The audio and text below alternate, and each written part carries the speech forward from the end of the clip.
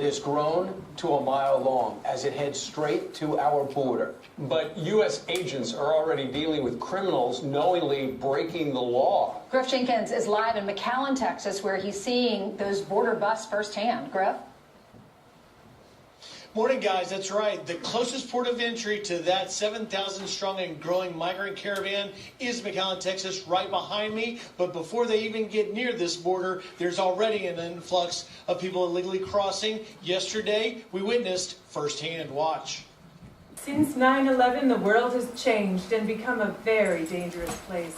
We're here live at a Border Patrol checkpoint near one of the world's most dangerous places, the U.S.-Mexico border, interviewing Border Patrol agent Sam Hidalgo and his partner, Canine Agent Gotcha.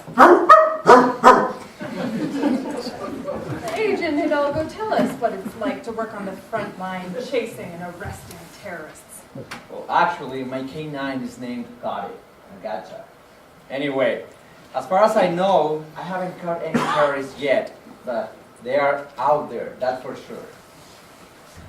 How about drug dealers? Have you and Get 'em caught many narcos? Got it. G-O-D-O-T.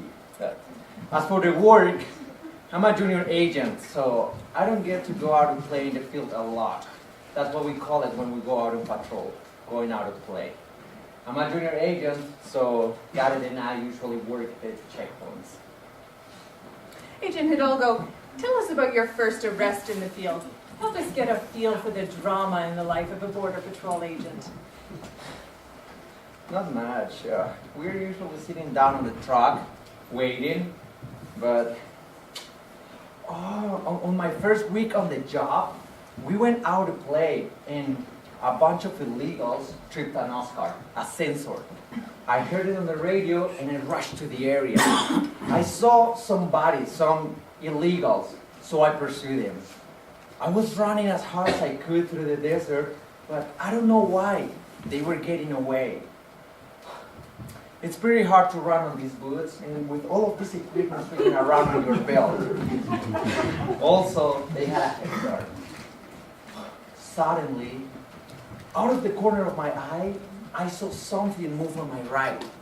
I was so adrenalated that I turned and bounced. It turned out to be two little girls, 10 and 11 years old. It was really, really funny.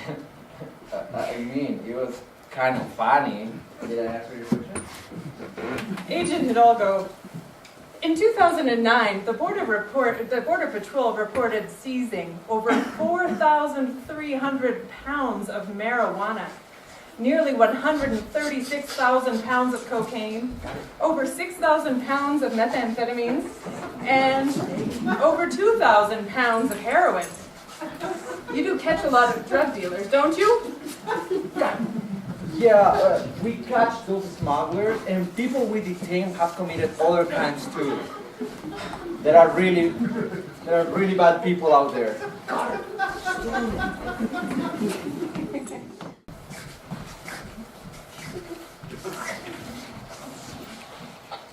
Hey, Captain. I know this is goofy, but the K9 alerted about that reporter. She might be carrying dope, so should we search or let her go?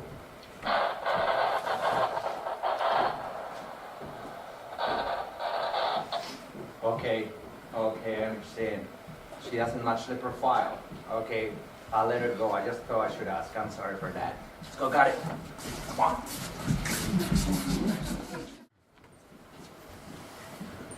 Victim Jane Doe, number 138, a deceased, partially mummified female. The body was found by humanitarian aid activists on February 12th at 1:38 p.m. GPS waypoint 31 degrees, 44 minutes, 55 seconds north, 111 degrees, 12 minutes, 24 seconds west. The body was found alone. I see no evidence of foul play. The bones are intact. There's no evidence of bruising. There was no blood found in the area. The head is intact, although the face is decomposed. Given nighttime freezing temperatures, expect hypothermia as cause of death. No crowns, No fillings or any other recognizable dental work that might help with the ID. The joints, they're locked solid, rigor mortis. There was no jewelry found except for a faux pearl bracelet on the left wrist. Given the location, probable border crosser, the deceased had removed her shoes and was found soaking her feet in a puddle of water, which further supports the hypothesis of hypothermia. Abundant maggots present in the abdomen, mouth cavity, and anus, advanced decomposition implied that the body had been exposed for a considerable amount of time. I would estimate the time of death probably occurred 2 weeks, approximately, before the recovery of the remains. The age is difficult to establish due to the decomposition of the epidermis and partial mummification. No tattoos. I would say, due to the small size, she's probably indigenous ethnicity, and that she's between 12 and 25 years of age. Although my hunch is she's on the younger end of that range. In addition to typical possessions often carried by border crossers, she carried a hummingbird in her backpack. A hummingbird? Yes. In a bundle, she carried the carcass of a dead hummingbird, wrapped in a cloth. Let's remove one of her hands and put it in the rehydration tank to see if we can pull some fingerprints. I hate cutting off hands. I've already cut off like 4 this month. Would you do it this time? Sure, let me get it. Let's cut off, you got it, this one. Go ahead.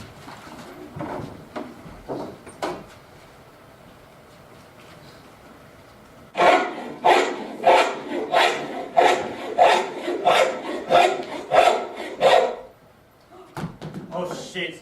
That shot through was faster than I expected and it slipped out of my hand.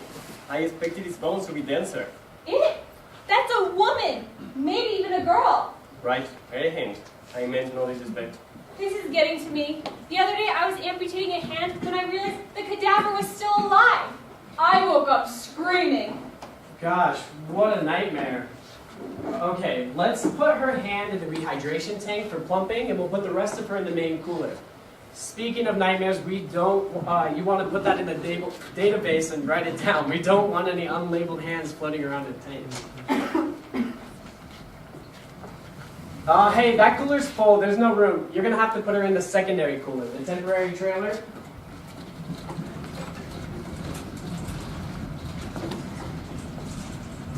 There has got to be a number. Since 2002, we have examined between 129 and 273 unidentified border crossers here in the Pima County Office of the Medical Examiner. Those are the bodies encountered. The real amount of people who have died could be between 2 and 10 times that number. Before we built the wall and militarized the border crossing deaths in Arizona were in the single digits. And now, we house 923 unidentified human remains here in our morgue. There's got to be a number.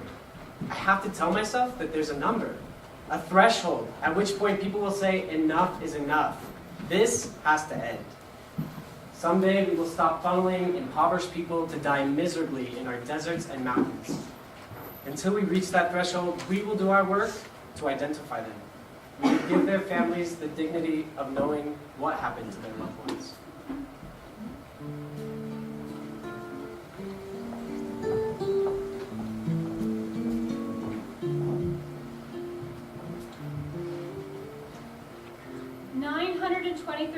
Unidentified human remains. 923 anonymous autopsies. 923. In addition to pieces of bone, teeth, and dry skin, we have the articles that the deceased were carrying. These items are clues that may help us identify a body's origin. That hummingbird, for example, for indigenous Maya, hummers represent safe passage. They're also messengers between the living and the dead.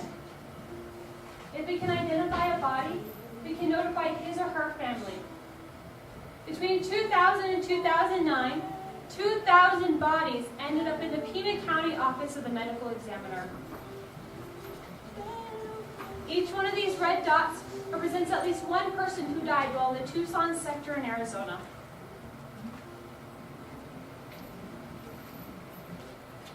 Those who died were carrying 1 deck of playing cards, 368 wallets, 622 toothbrushes, 32 hairbrushes, 1 box cutter, 102 pens, 4 diaries, 32 sets of dentures, 36 razors, 23 duffel bags, 260 bras, 3 asthma inhalers, 97 calls, 51 crosses, 1 blockbuster movie card,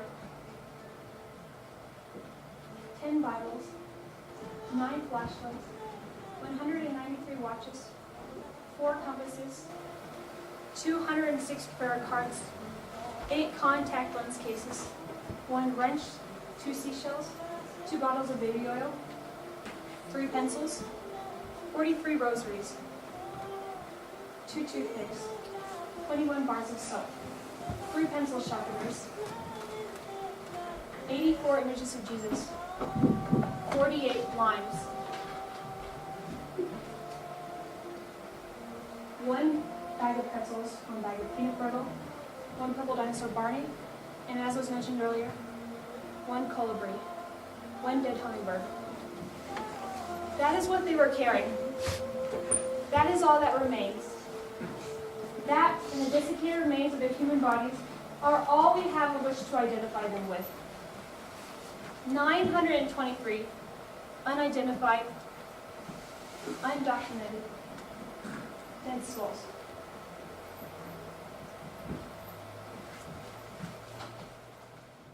Okay, let's bring out the next. John Doe, number 139.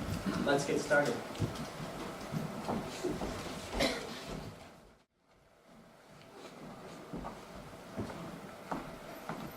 All rise.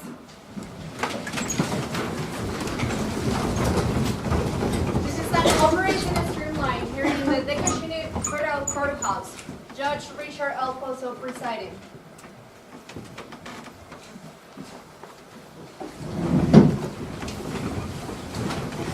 The defendants will approach.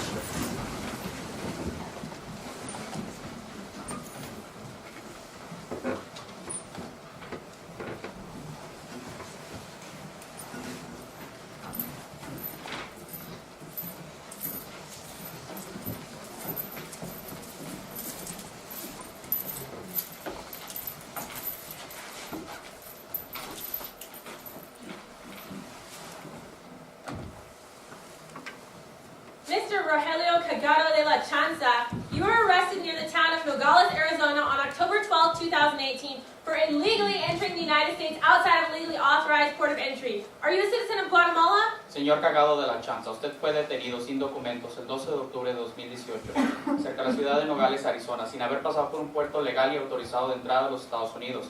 ¿Es usted ciudadano de Guatemala? Sí. Mr. Shetverluck says yes.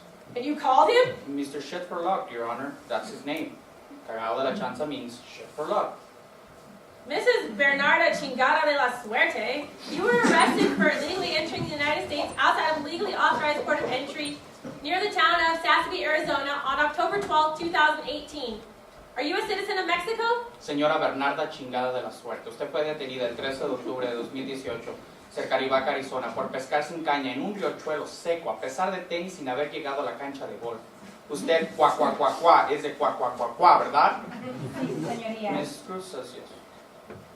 Mr. Dichoso, the facts are these. For reasons unknown, you were swimming with chipmunks and playing tennis without a net on a red clay golf course between tuna fish and a can of Spam on October 11, 2018. You are a citizen of Honduras. Is that true? Señor Dichoso, usted, cuá, a pesar de tenis y fútbol, fue detenido sin cuá, sin haber piedras por tenis y sobre todo a pesar de tenis, por razones indefinitivamente desconocidas de los Estados Unidos el 11 de octubre de 2018. ¿Es usted ciudadano de Honduras?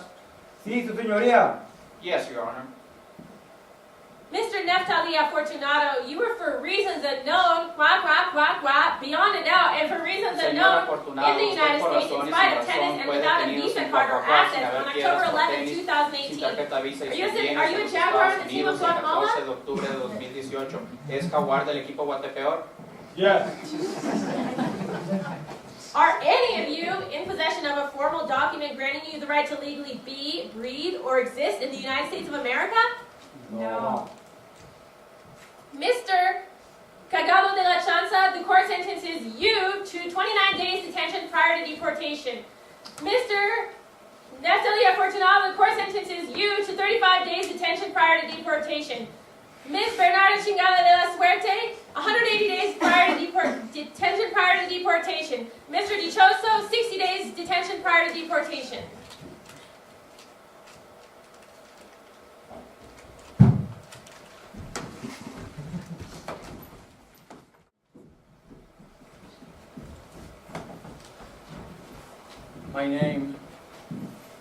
My name is Sam Hidalgo. I'm a field agent for the U.S. Border Patrol. I did a tour of duty in the Army in Afghanistan. It was all crazy in Afghanistan. You never knew what tomorrow would bring. Would your unit get attacked by Taliban? Would you trip an IED and lose your legs?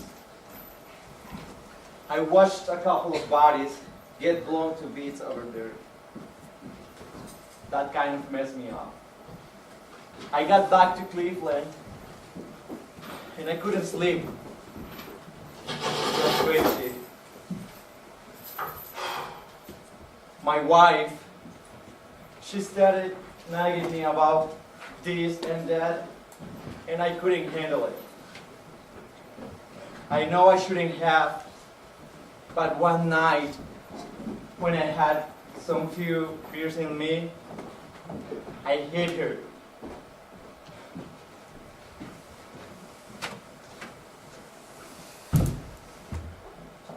I am so sorry, Maria. I am really sorry. She left, so I was alone.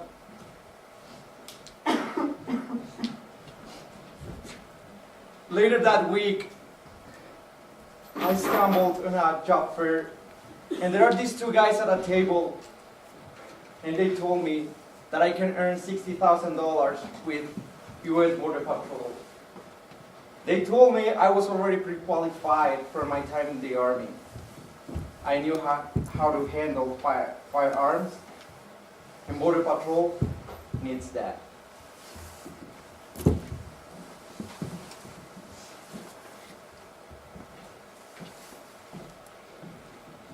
Look, I don't have anything against these illegals who are trying to cross the border. If I were in their situation, I would try to cross too. I would. Most of them aren't criminals. Most of them just want to take care of their families. But it's my job. It's my job to catch them. And that's what I do. It's really hurtful when people make fun of Border Patrol agents.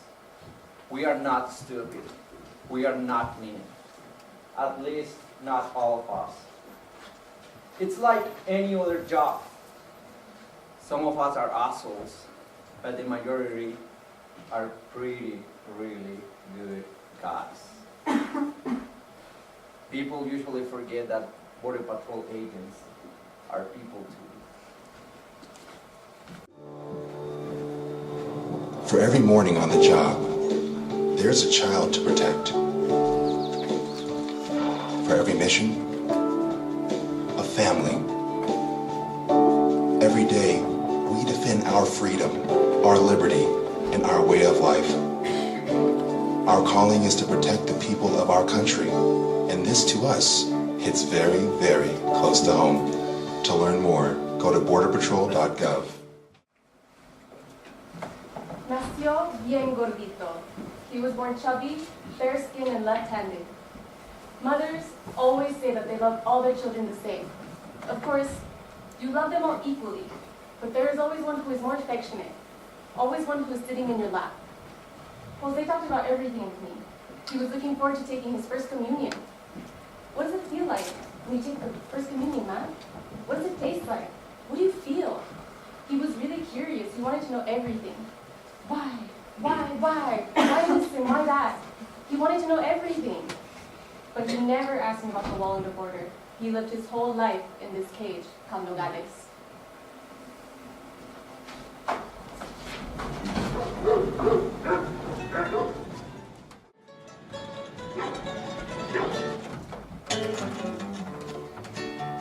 At 23:30 hours on October 10th, 2012, we attempted to interdict a group of drug smugglers that was attempting to cross the border near marker EW3 on the wall at Nogales.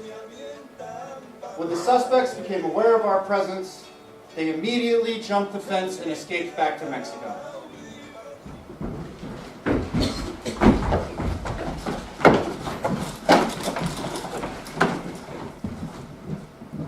We pursued them to the fence, where we came under attack by a barrage of rocks. I issued verbal commands for them to cease, and they ignored my orders. We continued to take rock attacks from multiple directions. Rocks were raining down on us from everywhere. The canine got hit. Given the imminent danger to myself and other agents, I fired my service weapon in self-defense until the rocking stopped.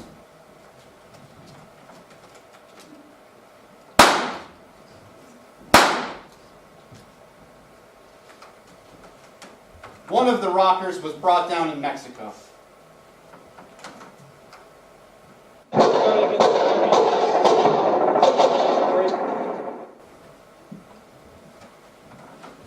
The rocks stopped, and fortunately, no Border Patrol agents were injured during this international rock attack.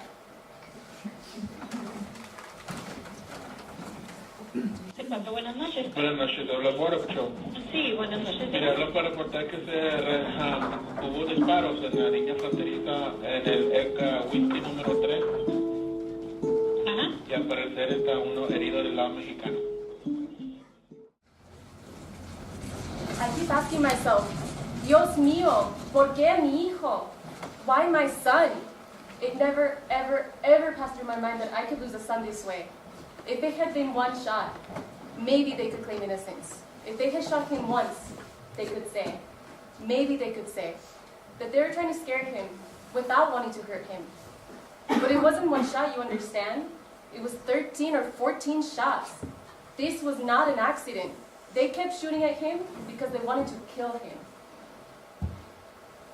The victim, Jose Antonio Elena Rodriguez, was a 16-year-old boy from Nogales, Mexico. He was killed by gunshot on October 10, 2012, at approximately 11:30 p.m. alongside the International Street in Nogales, in front of the border wall. The incident was called in by U.S. Border Patrol, who stated that the deceased was amongst the group of young men who had been throwing rocks at Border Patrol agents while suspecting drug mules were escaping back to Mexico. The body was recovered by the Nogales police. They know that Jose was not throwing stones. I can assure you of that. Jose was not throwing rocks. That camera recorded everything. That camera filmed them slaughtering him. The victim was found deceased, lying face down on the sidewalk in the pool of his own blood. Examinations revealed that the boy was shot 8 times through the back and twice in the head. Toxicology were negative for drugs and alcohol. I used to torture myself with thoughts of what he went through and what he might have been thinking. Did he feel that first shot that knocked him down? Did my child die instantly? Maybe he called out for me. You know, children in pain, the first thing they do is call out for their mothers. I've thought about all of this. The projectiles followed the trajectory of down to up, from back to front, entering right, proceeding leftward. This trajectory implies that at least one shot was first taken to the head, followed by subsequent shots to the back. There's an entry hole behind the auricle of the left ear, and several others in the posterior region of the neck, the torso, and the deltoid. I used to call out to him and ask him to come back. Don't go, don't go. Your spirit is here with me. Don't leave. I don't know what death is, I would tell him. But if you're seeing me, then I want you here with me. Stay, I would tell him. Please, touch me. I want to hold you.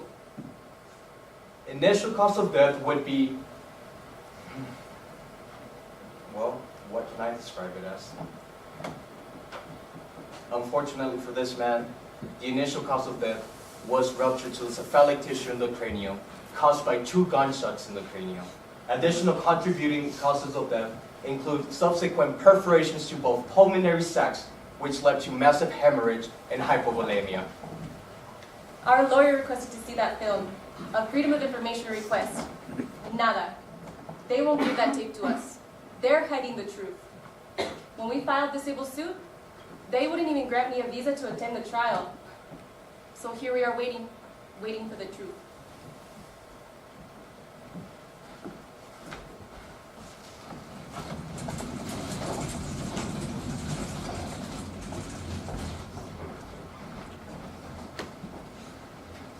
Your Honor, Border Patrol agents have a very difficult and dangerous job. A job that requires them to make split-second life or death decisions. Agents in the field are attacked regularly. They never know who they are facing and whether these individuals are dangerous or not. Border Patrol records show that agents have been shot, have been assaulted by rocks over 1,700 times since 2010, and some have sustained injuries. Sometimes the 3 of us are sleeping and I wake up startled. I open my eyes in panic. We're missing someone. Me falta el José. Where is José? Mi hijo. ¿Dónde está? Where is my son? Your Honor, since the Border Patrol has an internal investigation of this incident underway, we request that the name of the agent be kept under seal. If the agent's name gets out to the press, they're going to massacre him. This is an officer who has been putting himself at risk to defend us from terrorists and drug dealers. Furthermore, for reasons of national security, we request that the video be kept under seal. We cannot afford to let our internal security videos to be seen by terrorists and narco cartels. I want to know who these people are who assassinated my child. Imagine if your child were shot 10 times. Your child on the sidewalk, dead in a pool of his own blood. They refuse to answer. Para mí, todos ellos son asesinos. Todos los que yo veo allí, uniformados, todos los de la Border Patrol, para mí, son asesinos. I don't have a name, I don't have a face. So I blame them all for what one did. They are murderers. Furthermore, Your Honor, and this is the critical point, we cannot extend the U.S. Constitution to Mexican nationals in Mexico. That would be absurd. This boy they call the deceased, he was my son. Once, on a very hot day, when Jose was about 6 years old, I took the boys to go play in a water tank. Only one child could fit inside at a time, and Jose really wanted to get in the water. He felt like his little brother was taking too long, so he told him, "Hey, your eyes are starting to fall out of your face." "Really?" asked Diego. "Yeah, one of them has already slipped out," Jose told him. Diego jumped out that tank like a shot. He squealed and he ran to see if his eyes were still there. Jose, he jumped right into the tank.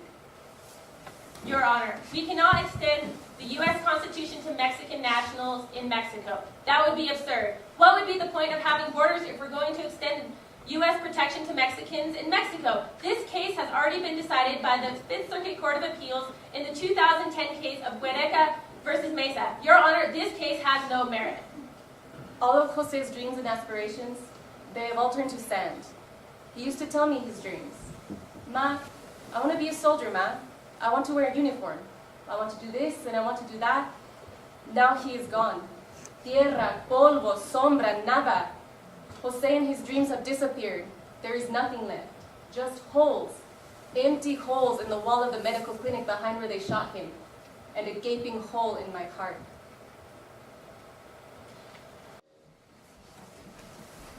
My wife says it's our fault. We left her behind with some food and some water. But the coyote, he said that the migrant will find her there. He said that they'll find her today and they'll send her back to El Salvador. But no savior ever found her. Not that day, nor the following, nor the next. They say she laid there for 2 entire weeks. I don't know. Maybe it would have been better to leave her without any provisions. I mean, if she was meant to pass, it would have been better she passed quickly. But the guy, he said that the migrant would find her sent her back to El Salvador. We didn't want to leave her. Que Dios me perdone. Hola, amigos. Somos la iglesia. ¿Agua? ¿Tienes? ¿Tienes agua? necesitan ayuda.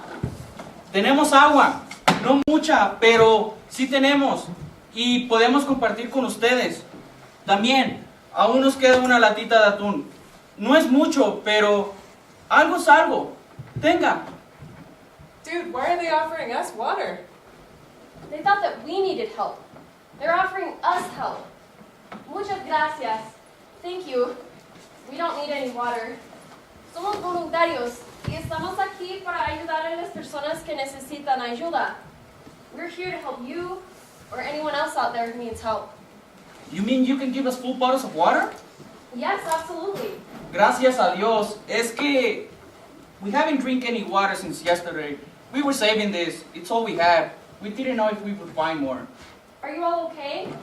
Is there anything we can do to help you? Can you give us a ride to Cleveland? Is Cleveland near? I'm sorry, we cannot. Tucson's a full 2-day walk from here, and Cleveland's another 3-day drive. And either way you go, the vehicle will still have to pass through Border Patrol checkpoints. If I take you in my vehicle, and we get caught by La Migra, I could get in really big trouble. I could get locked up in a federal penitentiary for years. I'm so sorry.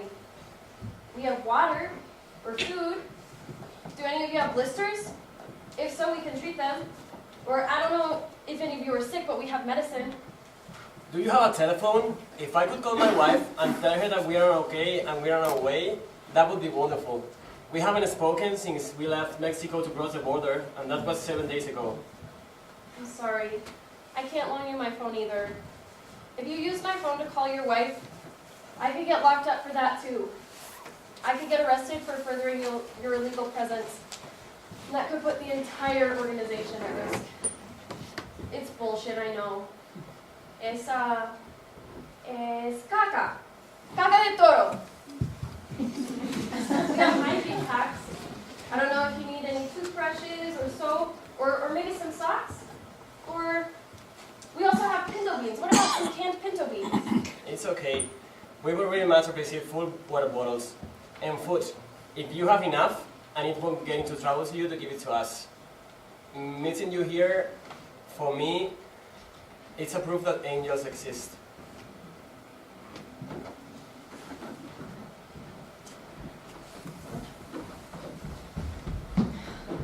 I have to tell you, following the law feels like the most fast, awkward approach in the world.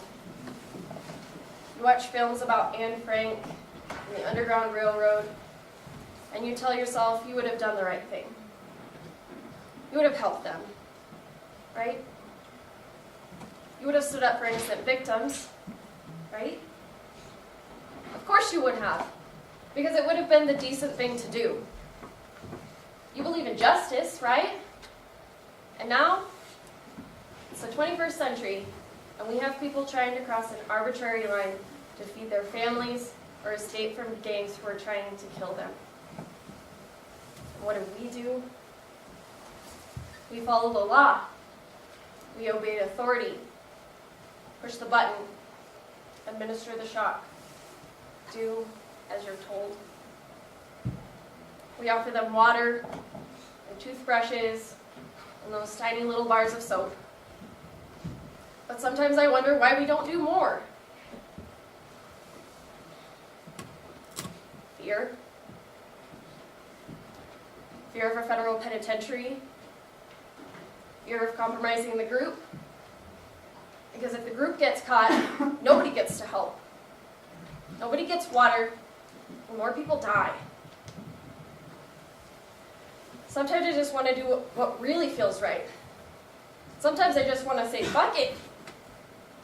Give them a ride, take them home, give them a meal, a shower, and just help them on their way.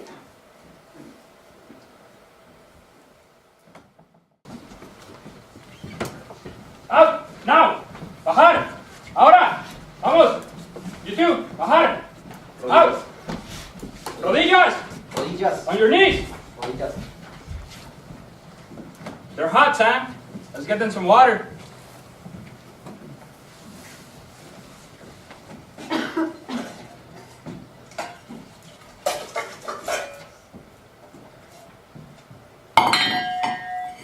Hey, tranquilo.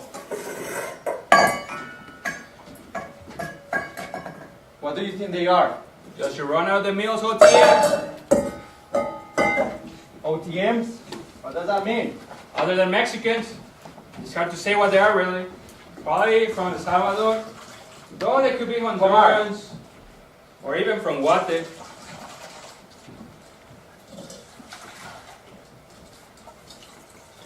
Oh, drink! Drink!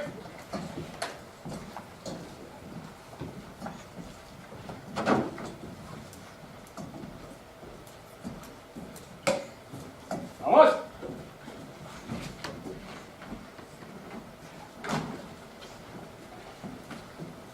Niña!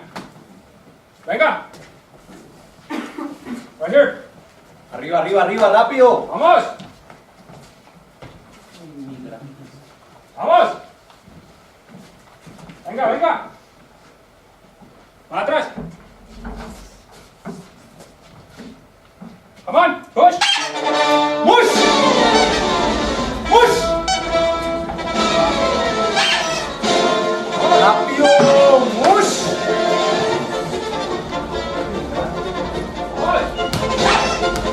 Push.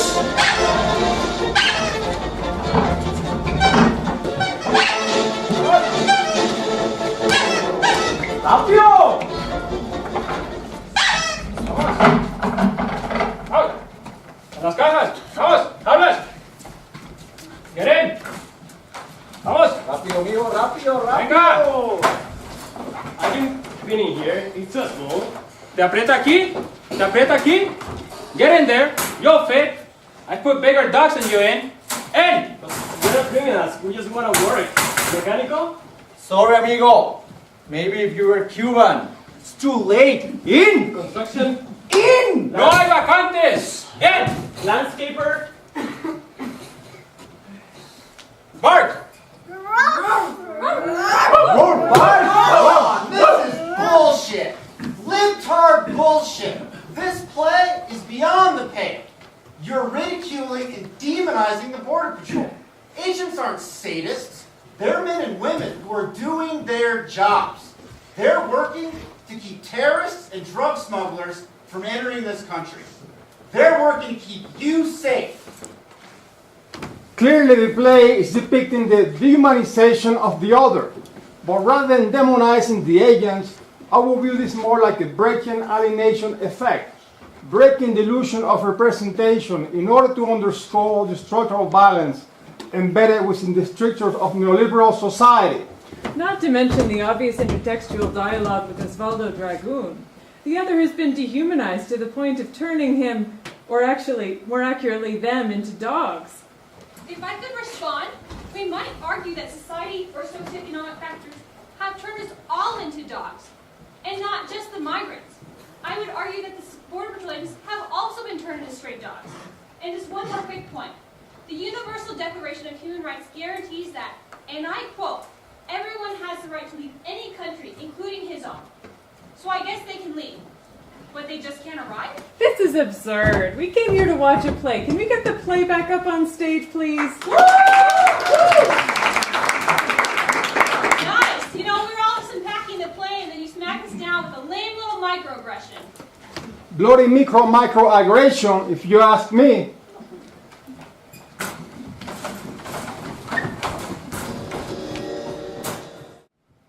Your Honor, our only concern here today is a narrow question. We need to establish whether or not to convict Mr. Millis in violation of Title 50 Code of Federal Regulation, Section 27.94a. The littering, disposing, or dumping of any manner of garbage, refuse, sewage, sludge, earth, rocks, or any other debris on any national wildlife refuge, or the draining or dumping of acids, oil, pesticide waste, poisons, any other types of chemicals, in or otherwise polluting any waters, waterholes, streams, or other areas in any national wildlife is strictly prohibited. I would like to show the court this physical evidence.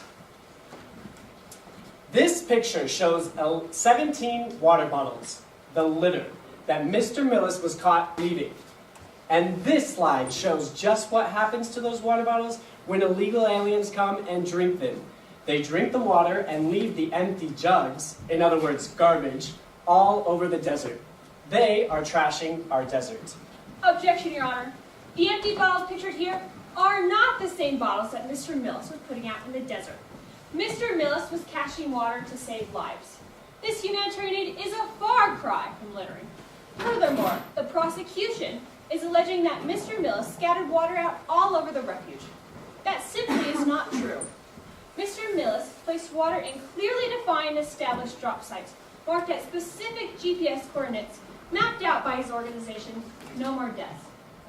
Our client was not scattering water willy-nilly. Our client was acting in a clear and controlled manner that is not at all in line with the definition of littering, to strew or scatter rubbish. I have a basic question for the prosecution. What is garbage? Is it the water that you're calling garbage? No, Your Honor. The state recognizes that water without a container would simply be absorbed into the ground. But the water bottles, the empty plastic jugs, are litter, literal litter, in blatant disregard for the law. Excuse me, but as the prosecution stated, we are limiting ourselves to a specific infraction, the littering of garbage, refuse, sludge, earth, rocks, or debris.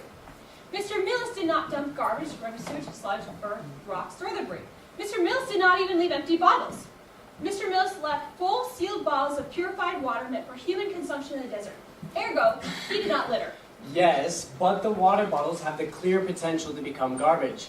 As soon as the aliens come and drink them, they become garbage. Or, for that matter, if wildlife finds them, they puncture them, poof, it's garbage.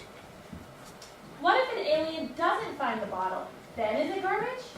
Your Honor, for the purposes of this case, waiting for an alien to turn a bottle into garbage is akin to waiting for Godot.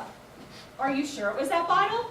Maybe it was a different bottle. We have no way of knowing if someone is going to find a specific bottle and consume the water. It doesn't matter, Judge, whether Godot comes to drink the water or not. A bunch of empty water bottles in the middle of the desert, that's trash. We don't have to wait for Godot to come and drink them for them to turn into trash. Wait for who? Godot. Waiting for Godot. It's an absurd French play written by an Irishman, but that doesn't matter. The point is, to accuse a man of littering for placing life-saving water in the desert is absurd.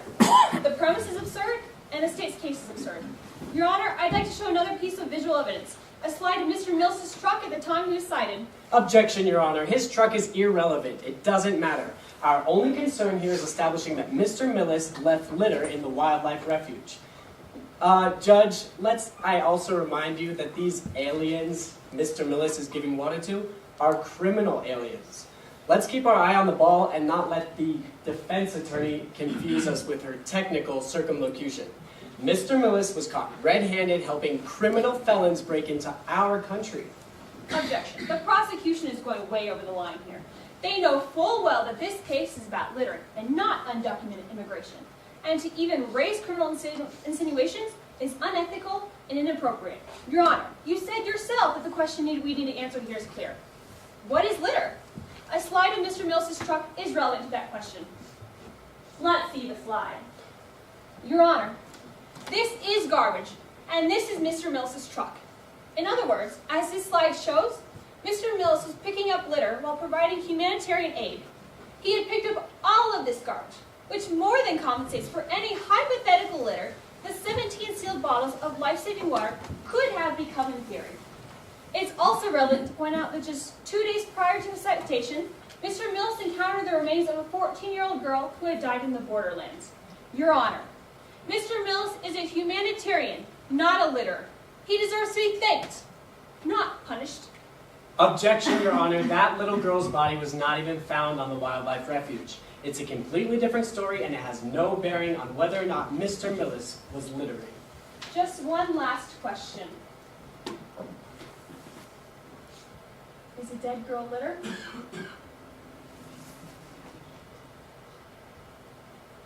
Objection, Your Honor.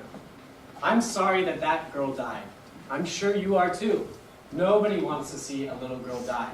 But she shouldn't have been out there in the first place. If her parents cared about her, they wouldn't have sent her with a bunch of criminals who would abandon her in the desert. That little girl is not related to the case. Mr. Millis was caught putting trash in the desert. He is a litterer.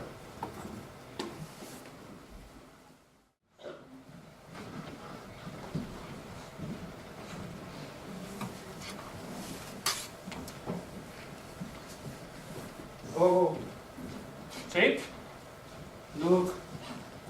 Why are there Barbie backpacks in the desert? And Ninja Turtles, little shoes, little pants. Es lógico, Didi. Son de los hipotes. The kids bring them here. Didi? See? What if he came yesterday and we weren't here? No, we were here yesterday. We've been walking in circles, Way. We've been talking in circles, Way. Let's stop talking for a bit, okay?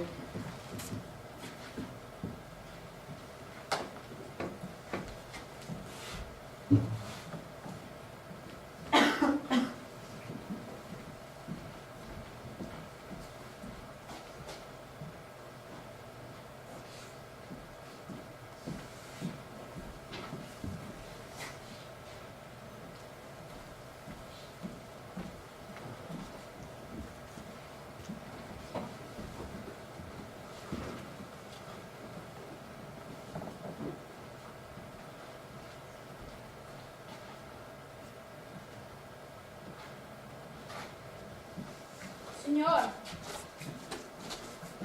Hey. Hey. Weren't you here yesterday? no, señor.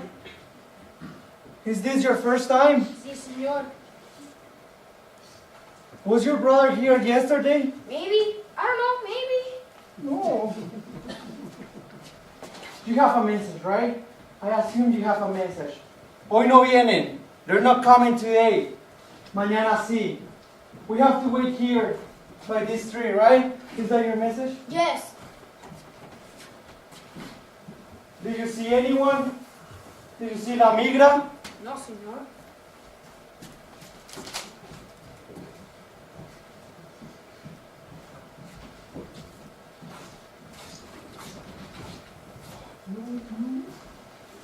No. Gogo. Gogo. Gogo! Gogo. I was asleep. Why did you wake me? Why won't you let me sleep? I was afraid. I was afraid you had died. Gogo, where did these bodies come from? You mean those? Yes. Look at those bodies. And trash. Pens. Plastic bags. Empty bottles of Pedialyte. Cans of Red Bull. More Red Bull. More Red Bull. Look! There's another can of Red Bull over there. Someone really likes Red Bull. Hay una cruz. Tombs. Bodies. Bones. Hay un barco. Hay un barco herrumbroso y negro que naufraga sobre las piedras.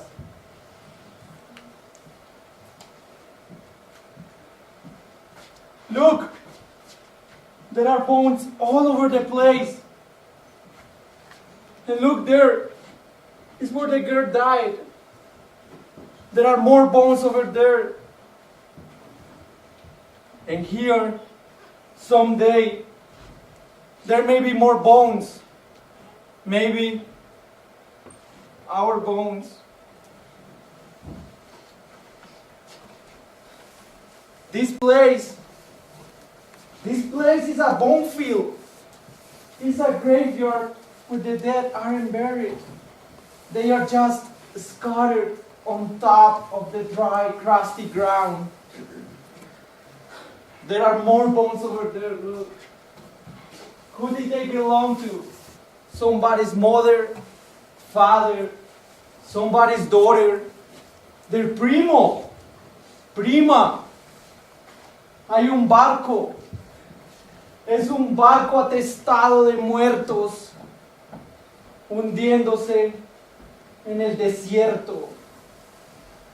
There's a ship full of corpses. It pulls the eye in that direction, and it's hard not to look. I am so sorry, Gogo. I am so sorry for bringing you here. We shouldn't be here. We should be in Honduras playing football. Sorry, we should have thought this through From the beginning. What was I thinking? What was I saying? Can we start all over again? From where? At the beginning? Before this? Look! The tree! The tree?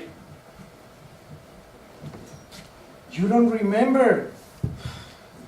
I'm tired, Didi. Very tired. Maybe it's a pilu, the tree you chew and you cleanse your teeth. No! Look at it! I don't see nothing. Yesterday, it was bare. Today, it has leaves. Leaves? In one night, leaves. It must be spring. But in one night, leaves.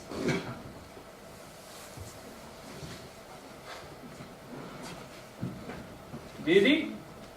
See? Why is there a woman's underwear hanging in the tree?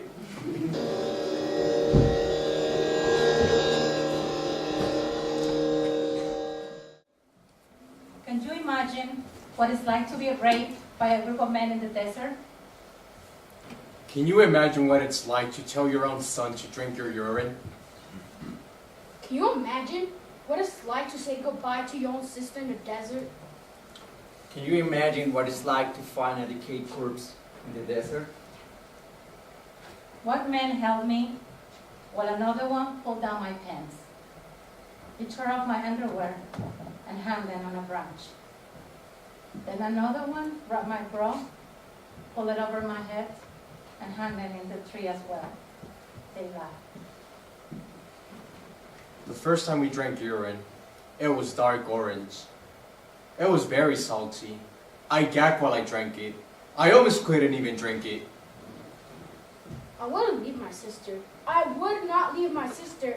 I wouldn't leave my sister. Smell. You never forget the smell of a dead body in the desert. And the face is unreal. There is something about the teeth. They look enormous on a dead face. It hurt. It really hurt. I tried to clamp down to keep him out. I could feel my flesh tear when he penetrated. I tore again when he drew back. I was bleeding. I was crying. And when he ejaculated, he filled me with black venom. I looked ahead at the belly. It became a beautiful blonde woman from a beer commercial from the television. I walked between her breasts into a valley towards the ship inside a church. A man grabbed me and carried me off. I had no choice, Mommy, but Joseph said that she was coming. You breathe, which is hard because it smells so bad. You heave, and then you have to radio in that you've got a dead body. While you wait for others to arrive, you try to look off in another direction. You heave again, and you try to think about anything else. I thought it was over. I was praying to God. Yes, I knew it could happen. So I took pills. I took birth control pills for the first time in my life before crossing. But I never really thought it would happen to me. Then another one raped me from behind. I'm here too. This guy filled me with blackness. The next time you drink piss, it's darker. It's thick and brown. I didn't want to bring him. I told him to stay home with his grandmother. But do you know what he said? He said, Papi, nos cuidamos el uno al otro. I'll take care of you. Do you know what it's like to see your own die? She was so sick. She just kept falling down. And the guide, he said that we had her to go faster and she couldn't keep up with us. Once the smell penetrates everything, you become less aware of it. The guys arrive, they shoot pictures, they take notes, and then you all pull on gloves. Then you roll the body into a bag. If it is decayed, you have to be really careful that you don't pull off an arm. You hope it doesn't burst. Some are dried like leather. They are mummies. Some leak, and you don't really want to get that fluid on you. The last thing you do is to zip the body back closed. The zipper closes the bag and splits the soul in two. By this time, I felt numb. I watched my body from above as if it weren't mine, while they raped me one after another one. That day, something died inside of me. Eventually, the urine turns black. It squirts out in very small dribbles. It's thick, like sludge. It tastes like rotten fish. He said the Mexican would find us if we didn't hurry. I would have leave my sister. A man grabbed me and carried me off, and he said that the Mexican would find her that day. And that day, after finding that dead body, I went home and I took a shower. I cried like a baby in the shower. I scrubbed everything. I put on cologne, and I still couldn't get that smell of the dead body out of my nose. It took 3 days to get the smell out. It's out of my nose, but forever in my mind.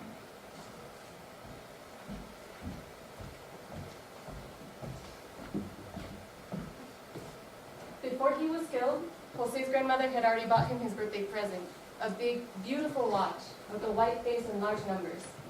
Jose would have loved it. When we buried him, she put the watch in a coffin. I think of him watching that clock, watching and waiting. We're all watching, and we're all waiting for a trial. It took over 2 years of fighting in court just to get them to release his name. Border Patrol agent Lonnie Swartz, he killed my son on October 10, 2012. It's been over 6 years, and we're still waiting for justice. Ben geen land sinds je burger. Ben geen land sinds je burger. Ben geen land sinds je burger. Ben geen land sinds je burger. Ben geen land sinds je burger. Ben geen land sinds je burger. Wer hat Sie hierher gebracht? Wie viel haben Sie bezahlt? Wem haben Sie Geld bezahlt? Wer ist der Helfer? Warum haben Sie sich entschieden, das Gesetz zu brechen? Who brought you here? Which one is the coyote? We didn't have a guide. Who's the coyote? We didn't have a guide. Who is the guide? We didn't. Okay. I'm not gonna hurt you, and I'm not gonna let any of those guys hurt you, but you have to tell me who the guide is. Is it Mendez? That guy with the stupid rooster flap haircut and the rabbit tattoo? Or maybe it's that guy, the pudgy one with the scar. There was no guide. Who is the guide?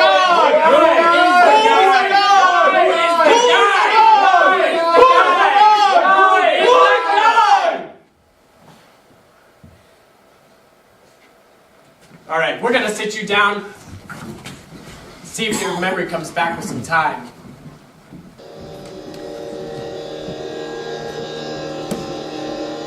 Senor, perdóname. Agua? Could I have some water, please? Could I have a blanket? It feels so cold in here.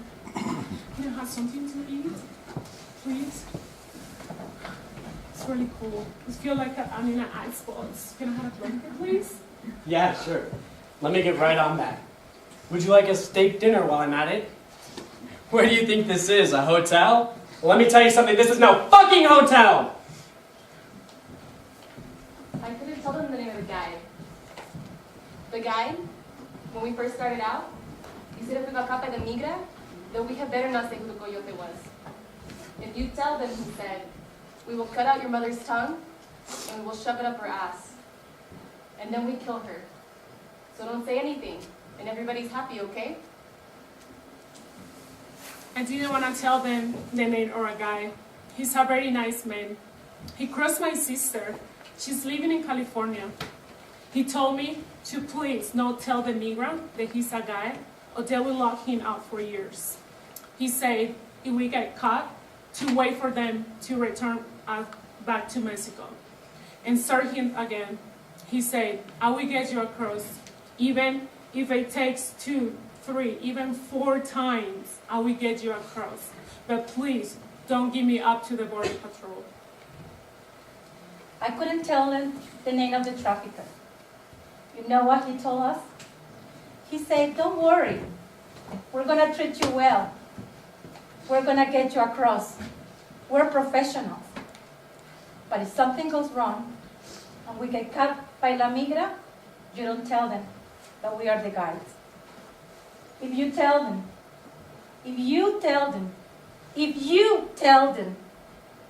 your daughter is ours. Understand? La Migra could kill me, but I will never, never tell them the name of the guide.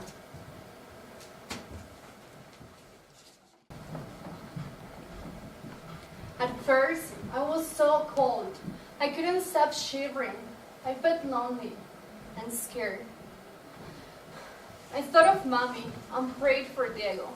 I prayed that he could fly like a hummingbird to Mommy. And then 9 became.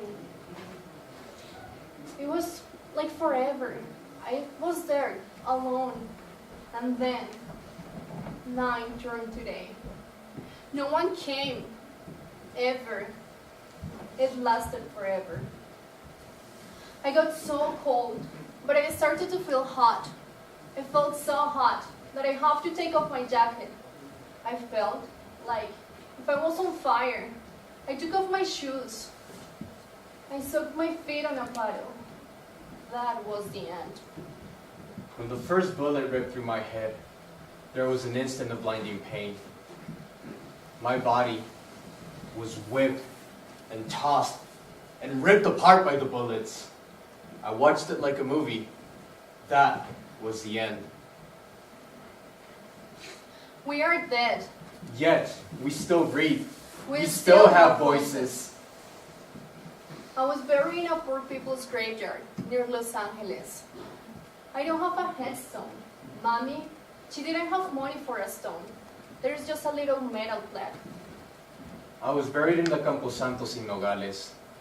I was buried inside a box with a watch in it. That watch watches me. It's still keeping time. The hands, they go around and around in circles. Now, our bodies are your bodies. We live on in the memories of our families and friends. Now, our voices are their voices. Our voices are your voices. Our voices know no borders. We live on in the soil. We live on in the air we breathe with you. The same air we share with you. We are dead, yet our story will not stop at the wall. Es aquí donde vuela el colibrí. Es aquí donde corre la voz. Through the same air fly hummingbirds and words seeking to be heard. Words that reach life and death, laughter and tears. Our voices cross this bridge and pass the silence of her death in the abyss of nada over to el otro lado. You may not know it and you may not feel us, but we inhabit your skin.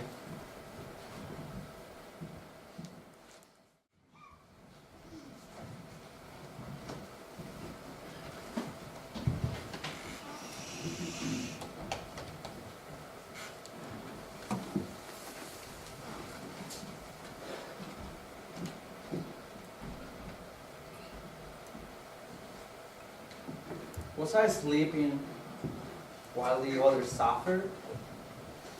Am I sleeping now? Tomorrow, when I wake or think I do, what should I say? That I was waiting for Godot?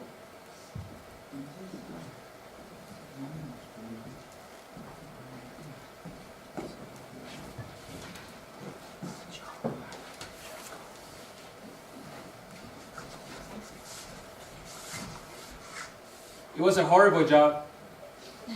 We spent our days sniffing tires in the heat at the checkpoint. It was nauseating. Every day, we had hellacious headaches. At the end of our shift, my agent had to clean my teeth because they were black with soot. So one day, he was scrubbing my teeth, and I looked him in the eyes. And I said, "You know, Sam, it doesn't have to be like this." He looked at me as if to say, "What the hell are you talking about?" Sam is a nice guy, but not the quickest dog in the kennel. I said, "Sam, this business of spending our days breathing exhaust to catch undocumented people and separate families and... It's bogus, Sam. Think about it. We could be running in the woods, eating icky things, rolling in cow pies, chasing squirrels and cats. Instead, we stand out in the fucking heat until we're dizzy and ruin lives. And don't talk to me about dope smugglers. For every dope smuggler we arrest, we catch at least 10 kids who ought to be playing ball. We're locking people up and treating them like dogs at the pound. I smelled your butt. It smells just like an immigrant's. What's the difference? Let's get out of here, Sam. Leave your club and your badge and your taser and let's go. And Sam, he looked at me and I thought, oh shit. He's gonna say it again. He's gonna say, "We can't go!" We're waiting. We're waiting. We're waiting for... But then, it was like a light went off in his little human head. He looked me in the eyes and he said, "You're right. You are absolutely right." And we took off running. But first he dropped his belt with the handcuffs and his taser and his pistol, his flashlight right there on the ground. He took off his shirt with his badge and his shoes and his pants and left them in a pile. He took off his running shoes out of his locker and slipped them on to protect his paws. He stood there, naked as a featherless jaybird. And he said, "Let's go, buddy. Let's go, Godot." I couldn't believe my ears. After years of calling me "got it," which I always hated, something changed. He looked at me and he said, "Let's go, Godot!" And we took off running across the desert. After a while I thought, Sam, dude, you can't be seen without fur. They'll throw you in a kennel. Plus, you'll get sunburned. He seemed to read my canine mind because after we passed to a desert wash, he came across a t-shirt and pants and he got dressed.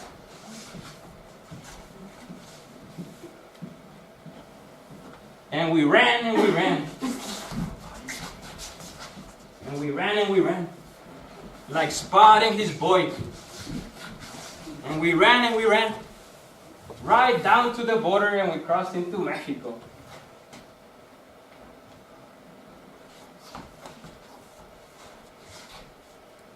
Look, Sam.